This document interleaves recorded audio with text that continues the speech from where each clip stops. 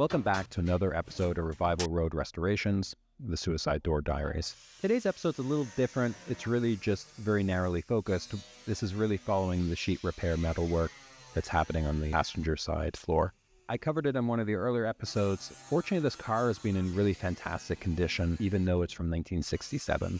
We had a small amount of rust damage on both the passenger side as well as the driver's side and a little bit in the back. And here we're capturing really the process that's going through to replace that work. Part of my objective with putting this whole series together is that I wanted to be able to capture everything. I think a lot of times when you're purchasing either cars or houses, no one really appreciates behind what you can actually see.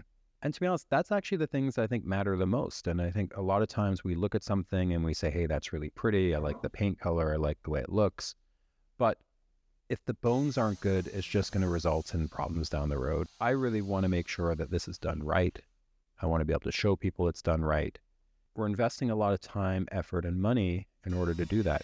Everything from making sure the body work is done correctly, making sure we're replacing all the electrical harness, the interior. So I want to be really, really proud of what's done here and the work that's done by Jesse and his team at Street Toys. You can really see the care and effort that goes into this and making this car look fantastic at the end of the day. While this is also happening at the same time, they're also doing all the body work on the outside. I'm going to create a separate video to showcase that.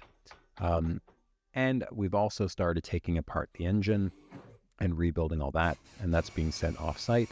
But I'll also be creating a video of that, the engine coming apart, and then we'll have a video of once it comes back to the shop. I hope you're really enjoying this. Please do subscribe and like. Please comment. Let me know what your thoughts are. Do you think this makes sense? Do you think it's worth it? Should I be showing more detail? Do you enjoy what's happening? What else would you like to hear from? And thanks once again for listening, and enjoy your day.